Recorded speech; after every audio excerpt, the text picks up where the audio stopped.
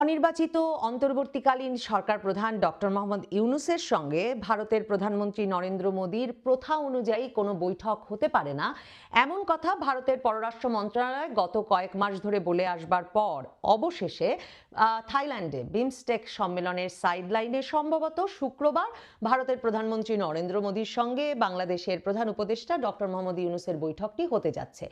বিমস্টেক সম্মেলনের সাইডলাইনে এই বৈঠকটির অনুরোধ জানিয়ে বা এই বৈঠকের বিষয়ে আগ্রহ প্রকাশ করে বাংলাদেশের পররাষ্ট্র মন্ত্রণালয়ের তরফ থেকে ভারতকে জানানো হলেও ভারতের পররাষ্ট্র মন্ত্রণালয় থেকে এর আগে বলা হয়েছিল যে এমন বৈঠকের সম্ভাবনা আপাতত ব্যাংককে দেখছেন না তারা। আপনারা জানেন যে ভারতের পররাষ্ট্রমন্ত্রী এস জয়শঙ্কর এবং ভারতের পররাষ্ট্র মন্ত্রণালয়ের মুখপাত্র রণধীর জয়সওয়াল কিংবা এমনকি ভারতের সেনা প্রধান পর্যন্ত গত কয়েক মাসে কয়েক দফায় বলেছেন যে অনির্বাচিত অন্তর্বর্তীকালীন সরকারের প্রধানের সঙ্গে ভারতের প্রধানমন্ত্রীর শীর্ষ পর্যায়ের বৈঠক অনুষ্ঠানের কোনো সুযোগ নেই, তবে কর্মকর্তা পর্যায়ে দুদেশের মধ্যে সম্পর্ক অটুট থাকবে। সাধারণভাবে বাংলাদেশের নতুন সরকার ক্ষমতা গ্রহণের পর সরকার প্রধান প্রথম দ্বিপাক্ষিক সফরটিও করেন ভারতে। আমরা যতটুকু জানি ডক্টর মোহাম্মদ ইউনূসের সরকারের তরফ থেকে ভারতে এই আগ্রহ প্রকাশ করা হয়েছে যে ডক্টর মোহাম্মদ ইউনূস একটা দ্বিপাক্ষিক সফরে ভারতে যেতে আগ্রহী, তবে ভারতের তরফ থেকে এখন পর্যন্ত কোনো আগ্রহ না দেখানোয় সেই দ্বিপাক্ষিক সফরটিও ঘটতে পারেনি। বরং গত ৮ মাস জুড়ে আমরা দেখেছি যে দুই পররাষ্ট্র মন্ত্রণালয়, ভারত বাংলাদেশের দুই পররাষ্ট্র মন্ত্রণালয়ের মধ্যে তর্ক বিতর্কের ঘটনা ঘটেছে। নানা ক্ষেত্রে ভারতীয় গণমাধ্যম বিপুল পরিমাণ বাংলাদেশের বিরুদ্ধে বিভ্রান্তিকর তথ্য ছড়াচ্ছে। বাংলাদেশ সরকার এই অভিযোগ বারবার তুলেছে, আনুষ্ঠানিকভাবে তুলেছে, অনানুষ্ঠানিকভাবে তুলেছে এবং আসলে বাংলাদেশের এই সরকারের সঙ্গে ভারতের সরকারের নানা পর্যায়ে বিতণ্ডা এবং বিবাদ একরকম প্রকাশ্য রূপ নিয়েছে। এই অবস্থায় বিমস্টেক সম্মেলনে সাইডলাইনে নরেন্দ্র মোদীর সঙ্গে ডক্টর ইউনূসের বৈঠকটি নিয়ে যখন ভারতীয় সংবাদ মাধ্যম কিংবা বাংলাদেশের সংবাদ মাধ্যমে খুব আশাবাদও দেখা যাচ্ছিল না, তখন হঠাৎ করেই এখন জানা যাচ্ছে, খুব নির্ভরযোগ্য সূত্র থেকে খবর দিচ্ছে ভারতীয় গণমাধ্যম, আর অন্যদিকে প্রধান উপদেষ্টার হাই রিপ্রেজেন্টেটিভ খলিলুর রহমান বাংলাদেশের গণমাধ্যমকে বলেছেন যে নরেন্দ্র মোদী এবং ডক্টর ইউনূস বৈঠকটি হতে যাচ্ছে ব্যাংককে। কি ঘটে গেল যে ভারত হঠাৎ করেই নরেন্দ্র মোদীর সঙ্গে ডক্টর ইউনূসের এই বৈঠক ঘটাতে আগ্রহী হয়ে উঠল? কারণ বাংলাদেশের তরফ থেকে তো আগ্রহ প্রকাশই করা হয়েছিল, ভারতের অনাগ্রহের কারণেই বৈঠকটি হতে পারছিল না। আসলে এর মধ্যে ডক্টর মোহাম্মদ ইউনূস দ্বিপাক্ষিক সফর সেরে এসেছেন চীনে, এবং যে মাত্র এই অঞ্চলের কোনো সরকার প্রধান চীনের সঙ্গে ঘনিষ্ঠ হন কিংবা চীনের প্রতি একটু ঝুঁকে পড়েছেন বলে আশঙ্কা করে ভারত, তখন ভারতের ভেতরে এক ধরনের নিরাপত্তা ঝুঁকি তৈরি হয়। আর এর পাশাপাশি আঞ্চলিক প্রভাব বলয় ভারত থেকে চীনের দিকে চলে যাওয়ার এই আশঙ্কা তো ভারতের পুরনো। এর মধ্যে ডক্টর ইউনূস আবার চীনে গিয়ে বলে এসেছেন যে ভারতের উত্তর পূর্বাঞ্চলের রাজ্যগুলো ল্যান্ডলকড, স্থলবেষ্টিত, কাজেই চীন সেখানে আসলে এই অঞ্চলে যদি তার বিনিয়োগ সম্প্রসারণ করে তাহলে এখানে পণ্য উৎপাদন বিপণনের এক বড় ক্ষেত্র প্রসারিত হবে এবং তারপর সে পণ্য আবার তারা চীনে নিয়ে যেতে পারবে। মানে এখানে উৎপাদন বিপণন ফ্যাক্টরি তৈরি থেকে শুরু করে বিপণনের এই সম্ভাবনার কথা তিনি বলেছেন, এবং তিনি বলেছেন যে এ পণ্য আবার চীনে নিয়ে যেতে পারবে এবং বাংলাদেশই কেবলমাত্র এই অঞ্চলে সমুদ্রের অভিভাবক। এ কথা বলার পর ভারতের সকল রাজনৈতিক দলের নেতৃবৃন্দের মধ্যে একটা উদ্বেগ, আশঙ্কার জন্ম হয়েছে এবং তারা বিশেষভাবে ভারতের উত্তর পূর্বাঞ্চলের 7 রাজ্য, 7 সিস্টার্স, যেই 7 সিস্টার্সের কথা ডক্টর মোহাম্মদ ইউনূস উল্লেখ করে বলেছেন যে এই 7 সিস্টার্স ল্যান্ডলকড, সেই রাজ্যের রাজনৈতিক নেতৃবৃন্দ তো বটেই, কেন্দ্রের নেতৃবৃন্দ আসলে এক রকমের আশঙ্কা এবং উদ্বেগ প্রকাশ করছেন যে বাংলাদেশের সরকার প্রধান এই অঞ্চলে কেন চীনকে বিনিয়োগের জন্য ডাকছে এবং কেন তারা এই অঞ্চলটিকে ল্যান্ডলকড বলে, কেন ডক্টর মোহাম্মদ ইউনূস 7 সিস্টার্সকে, ভারতের উত্তর পূর্বাঞ্চলকে ল্যান্ডলকড বলে এর যে নিরাপত্তা ভালনারেবিলিটি, এর যে ঝুঁকি, এর যে স্পর্শকাতরতা, সেই কথাটি আবারও চীনে গিয়ে প্রকাশ করে এলেন। মনে রাখতে হবে চিকেন নেক খুব বহুল আলোচিত একটি এলাকা, ভারতের শিলিগুড়ি করিডোর বলা হয় একে। আসলে এই খুব মানে অল্প, মানে চিকন এই জায়গাটা, স্বল্প প্রশস্ত এই জায়গাটি আসলে ভারতের উত্তর পূর্বাঞ্চলের রাজ্যগুলোর সঙ্গে ভারতের মূল ভূখণ্ডকে জোড়া দেয়। এই অংশটিকে ভারত তার নিরাপত্তার ক্ষেত্রে অ্যাকিলিস হিল বা আপনারা জানেন যে গ্রিক পুরাণে বলা হয় যে মহাবীর অ্যাকিলিসের শরীরের আর কোথাও আঘাত করলে তিনি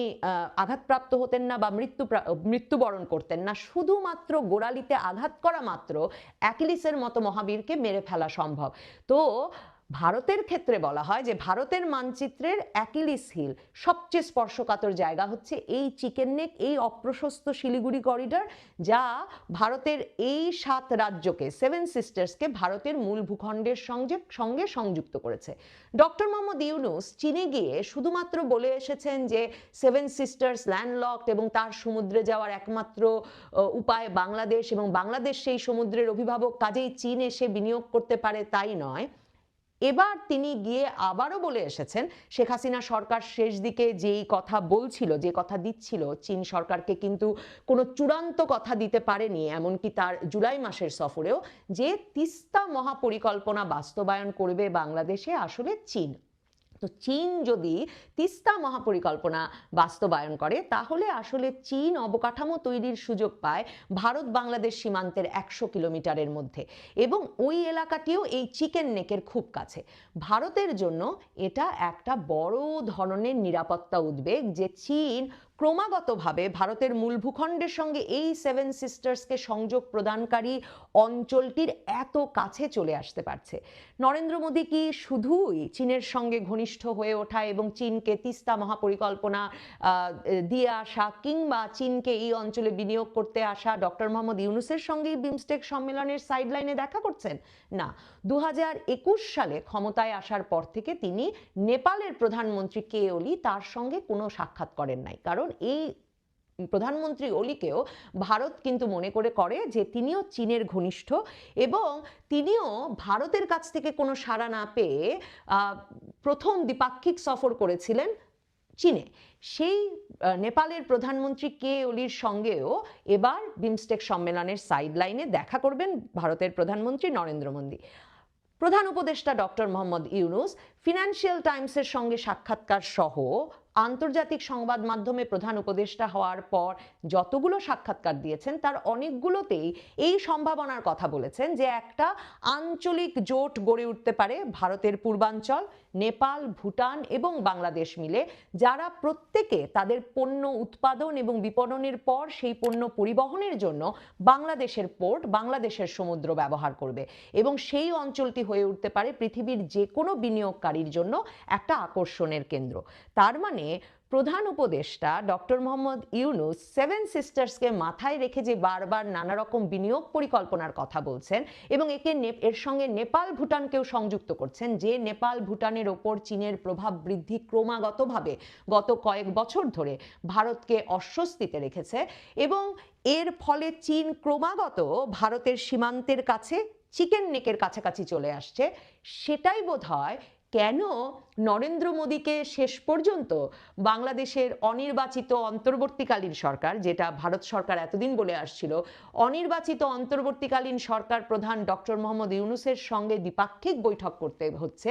তার সবচেয়ে বড় জবাব। কাজেই ভারত সরকার ক্রমাগতই বুঝতে পারছে যে ডক্টর মোহাম্মদ ইউনূস সরকার বেশ দীর্ঘ সময়ের জন্য বাংলাদেশে ক্ষমতায় আছেন, ক্ষমতায় তিনি বেশ গুছিয়ে বসেছেন, এবং তার গড়া যে নতুন রাজনৈতিক দল এনসিপি, সে দলটিও আগামীতে একটা বড় রাজনৈতিক সম্ভাবনা তৈরি করতে পারে। কাজেই এই মুহূর্তে এই সরকারের সঙ্গে, ডক্টর ইউনূস সরকারের সঙ্গে কোনো আলাপ আলোচনায় না যাওয়া আসলে ভারতকে কোনো সুবিধাজনক অবস্থান দেবে না। আপনাদের মনে থাকবে doctor Mohammad Yunus July August আন্দোলনের মাস্টার মাইন্ড হিসেবে যাকে পরিচয় করিয়ে দিয়েছিলেন, সেই মাহফুজ আলম 16ই ডিসেম্বর 2024 সালের 16ই ডিসেম্বর ফেসবুকে পোস্ট দিয়ে লিখেছিলেন যে 2024-এ বিজয় সম্পন্ন হয়নি, আর 1971 সালেও আসলে বাংলাদেশ স্বাধীন হওয়ার মাধ্যমে একটা পোকায় খাওয়া রাষ্ট্র পেয়েছিল। বাংলাদেশের স্বাধীনতা তখনই চূড়ান্ত হবে যখন বাংলাদেশ আসলে একটা সম্পূর্ণ মানচিত্র পাবে, এবং সেই স্ট্যাটাসের সঙ্গে তিনি অখণ্ড বাংলার একটা মানচিত্র জুড়ে দিয়েছিলেন, যেই মানচিত্রে তিনি পশ্চিমবঙ্গ, উত্তর পূর্ব ভারতের 7 রাজ্যের সঙ্গে বাংলাদেশের বর্তমান মানচিত্রকে জুড়ে লিখেছিলেন যে এই চূড়ান্ত বিজয় অর্জিত হওয়া বাকি আছে। আমার ধারণা ভারত সরকার নিরাপত্তা ঝুঁকির ক্ষেত্রে চীনকে টেনে আনা, চীনের সঙ্গে বাংলাদেশ সরকারের ঘনিষ্ঠ হয়ে যাওয়া সে বিপদ যেমন মাথায় রাখছে, তেমনি মাথায় রাখছে যে ডক্টর মোহাম্মদ ইউনূসের সরকার এবং এই ছাত্রদের রাজনৈতিক দলটি যদি বাংলাদেশের রাজনীতিতে ক্রমাগতভাবে একটি শক্তিশালী পক্ষ হয়ে ওঠে, তাহলে তাদের সঙ্গে আলোচনা না করাটা আসলে ভারতের জন্য বড় ধরনের নিরাপত্তা ঝুঁকির জন্ম দেবে। কাজেই সেদিক থেকেই ভারত সম্ভবত আলোচনার পথে হাঁটতে চাইছে এবং আপাতত বলতে হয় যে ডক্টর মোহাম্মদ ইউনূস চীন সফরে গিয়ে আসলে ভারতকে তার কাছে টেনে আনতে সমর্থ। দর্শক, সম্পূর্ণ ভিডিওটি দেখলেন, আশা করি বিষয়টি বুঝতে পেরেছেন। এ নিয়ে আপনার গুরুত্বপূর্ণ মন্তব্যটি অবশ্যই কমেন্ট বক্সে জানিয়ে দিবেন। ধন্যবাদ।